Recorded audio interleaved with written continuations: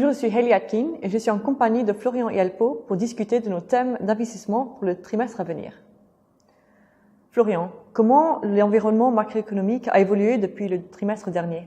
Pour nous, la principale évolution, c'est la lisibilité accrue que l'on perçoit aujourd'hui du côté des banques centrales.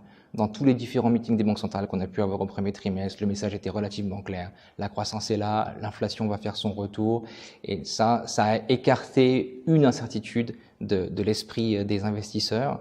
Le deuxième élément, c'est que cette croissance synchronisée qu'on avait, qui a probablement contribué au rallye equity de l'an passé, cette croissance synchronisée a commencé à ralentir et à devenir un petit peu disparate, le ralentissement étant probablement plus prononcé en Europe, par exemple, qu'aux États-Unis, ceci créant un surcroît d'incertitude dans l'esprit des investisseurs et ce surcroît d'incertitude auquel ils n'étaient pas nécessairement habitués au cours de ces derniers mois.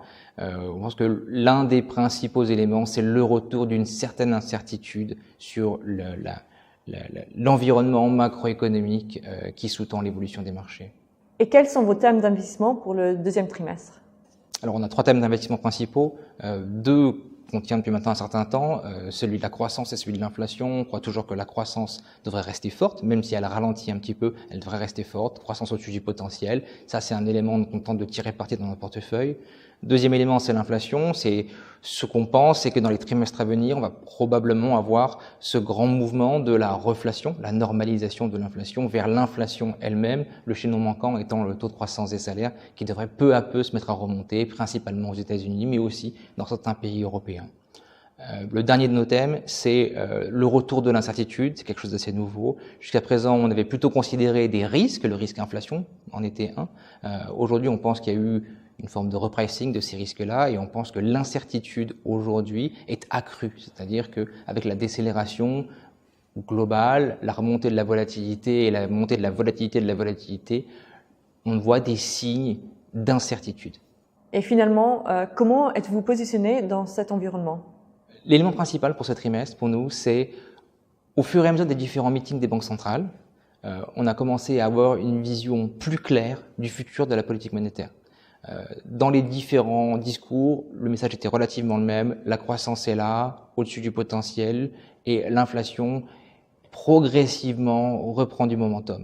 Donc ça, c'est ce qui a principalement changé, je dirais, sur le trimestre. L'autre élément, c'est évidemment le fait que on a peut-être perdu la synchronicité de la croissance mondiale. Cet élément qui a été aussi important probablement pour soutenir le rallye equity de l'an passé. Aujourd'hui, on commence à voir une croissance plus disparate et qui ralentit un petit peu, ce qui contribue à créer une impression d'une incertitude accrue sur les marchés et on en voit des signes dans le repricing de la volatilité, mais également l'élévation de la volatilité comme on l'a eu au cours du premier trimestre. Merci Florian. Pour plus d'informations sur nos derniers commentaires d'investissement, visitez notre site web unigestion.com.